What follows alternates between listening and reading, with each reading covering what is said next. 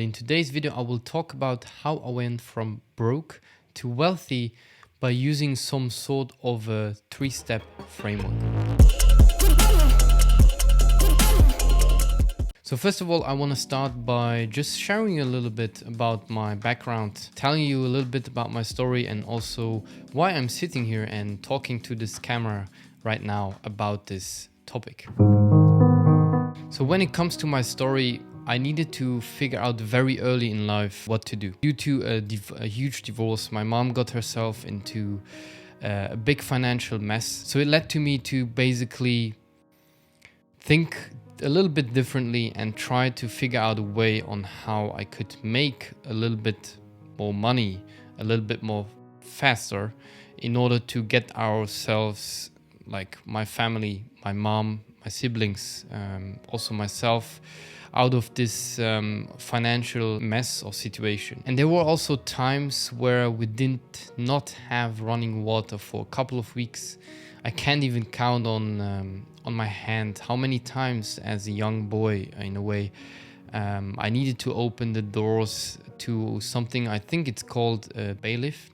In French, it's called a huissier de justice. So basically, what does that mean is you have like a person who knocks on the door or rings on the doorbell, and you go downstairs, you open the door, and then you have like one person who is from that bailiff company, and then you have one or two people from that company, and then you have like 2 or 3 policemen, and they basically ask you if they can enter the house. And then myself as a young boy, I stood there and I said, yeah, okay, my mom is not here and I think it's important, so just let's get this over with, right? So they get into your living room and start looking at your stuff at home, and then on the paper, like they were literally like this, taking notes of what stuff you have in the living room and what stuff they can maybe take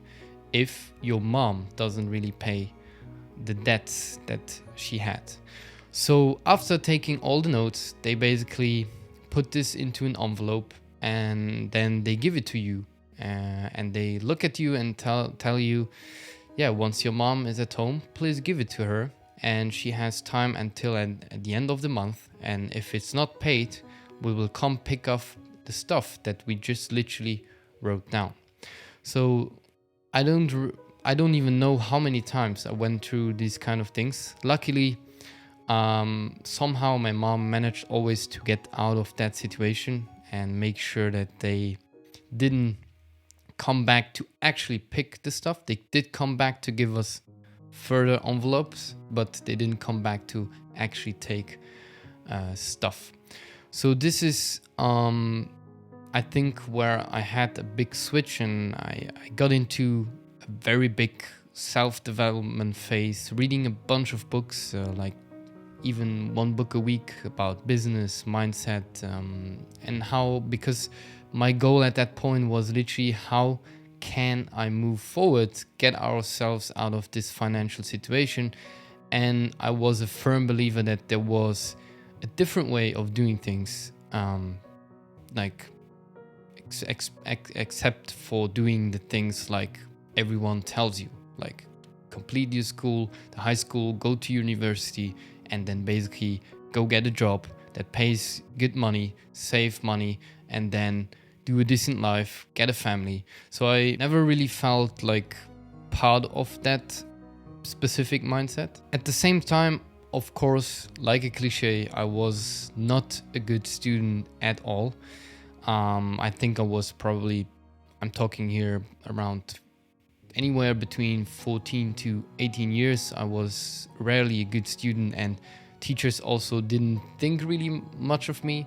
And there was also a point where I did already this switch, and I decided, okay, now it's time. I want to become an entrepreneur after reading books and watching videos on YouTube.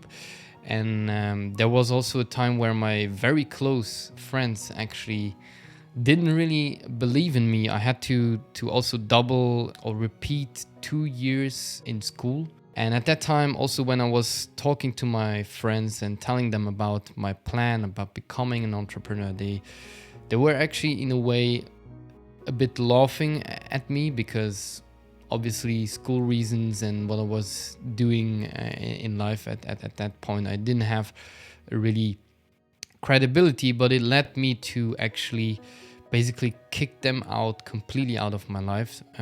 Specifically, once I was in that personal development phase, because in typical mindset books where they say like your mindset is like an addition of like the 3 or 5 people that you have around you. And so I was really believing that, okay, in order to do this thing and get my business done and make some money, I need to kick them out, do my own stuff, focus on myself, don't listen to anyone, not even family. So at some point I dropped out of school with 18. What does being wealthy actually mean to me? It means having a location freedom, especially right now in the state of, or the current state of the world. I do think it will come handy that you are location independent and not dependent on a specific location, specific country. And second of all, it's also being happy, or not really happy, but I think the meaning in life in the long run is doing something that really fulfills you. And third, of course, also having financial independency, which allows you to buy nice things in life. So basically, I separated this into 3 things, and I have been analyzing my own path. And this is, in my opinion, of course, it's an overview, but it's in a way what I have been doing over the last almost 6 years since I dropped out of high school. And first, you need to set goals and also work on your mindset. Then, second of all, the second step is basically get some cash flow. The next step would be investing the cash flow that you got from the second step, basically. So just let me explain these. First of all, let's start with setting a goal and working on your mindset. It sounds very cliche, but at the very beginning, you need to imagine you don't know anything. You might even not really know where your path is leading. I will give you some personal examples of my path and how I didn't know fully everything at the beginning, but now at the end, everything makes sense. You need to really, really understand that the goals that you set, no matter how high, that it's really possible for you to achieve them. If you don't really fundamentally believe in this, you have already a problem to begin with. Because if you don't believe in it, most likely you won't achieve whatever you want to achieve. And this becomes more and more important because you will see in your own life if you decide to do something like this, especially if you go into the business world, you will have a lot of people actually questioning what you do, especially also not really believing in you, because most of the time people need to see first in order to believe you. However, for yourself, in order to do it and to achieve your goals, you need to believe first in order to get where you want to.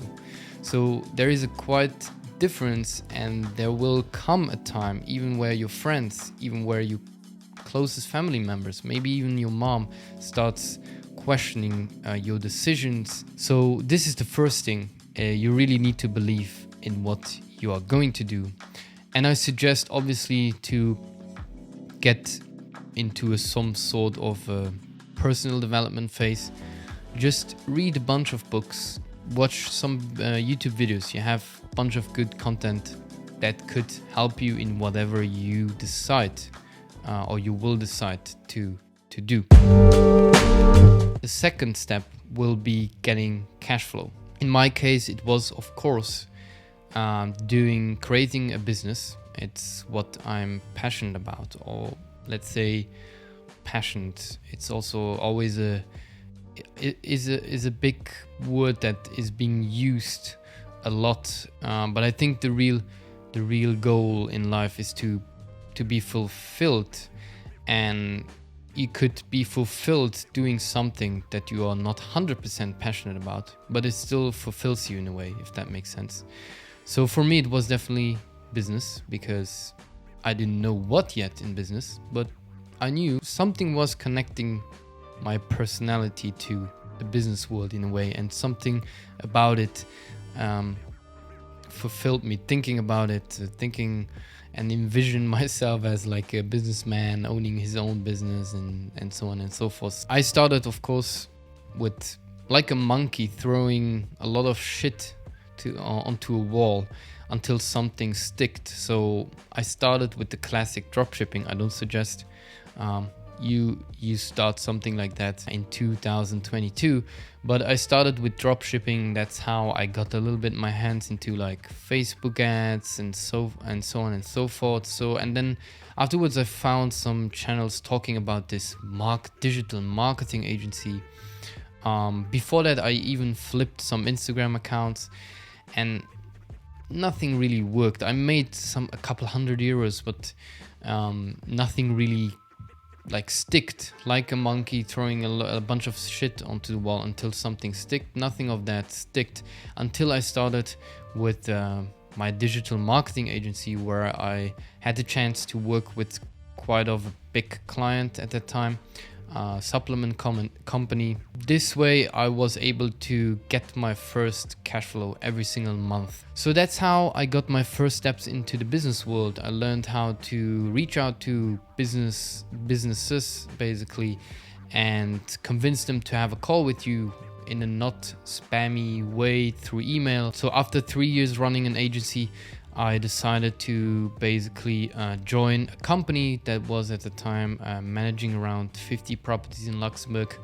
So basically what they do is they have properties and they manage everything around the properties, and they rent it short term. That was the first time I started working with like Fortune 500 companies, because we were also housing at that time a bunch of relocated employees that came to Luxembourg. And the funny thing is, what got me there is the fact that I started all of these things like a monkey throwing shit at the wall. So I knew from the beginning that I was running my agency to get basically cash flow. I knew it was not the business model for me that I want to keep over years and years and years. So at that point, when I figured that the property management company was looking for somebody who has the skills to run campaigns and write emails and get the right people on calls and close them, I told them I know how to run campaigns, cold email campaigns, and so on and so forth. And that's how I started working with them. And then from there, I was about to get shares. I got an offer, however, it was too small. So I decided to quit, and then I pivoted. With these market insights, I pivoted, and now this year I founded a startup called The View, which is basically a corporate accommodation platform connecting these property management companies with multinational corporations like Amazon, Ferreo, and so on. It all started with a domino that I basically pushed, and then I got the domino effect, because I dropped out of school. I tried a few things. This got me into running an agency, and because of the agency I joined the property management company. I got several insights, and from there I started the startup.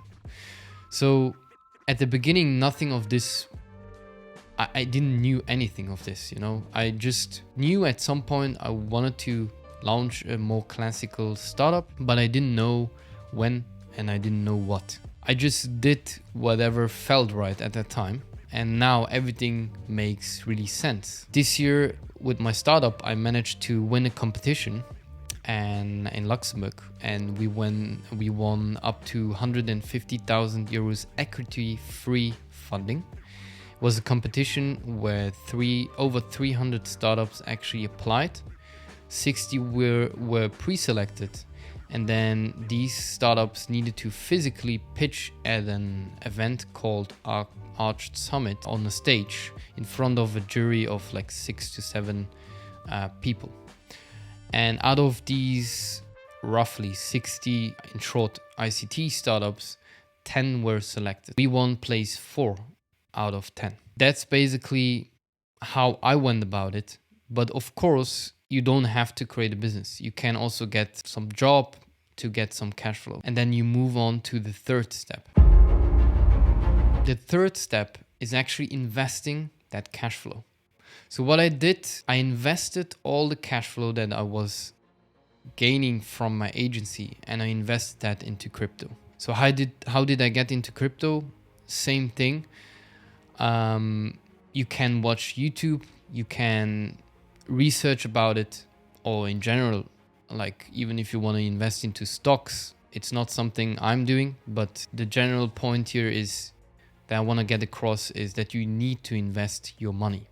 And how I got into investing was basically, I will just put his profile somewhere up here. Somebody I know from Luxembourg called Scott, and it's an amazing dude. He decided at that point to he just like created a story on Instagram and said, okay, if some people want and give him 100 euros, he will basically do every week Zoom calls and explaining cryptocurrencies. At that time, I didn't even know really what exactly like Ethereum or Bitcoin was.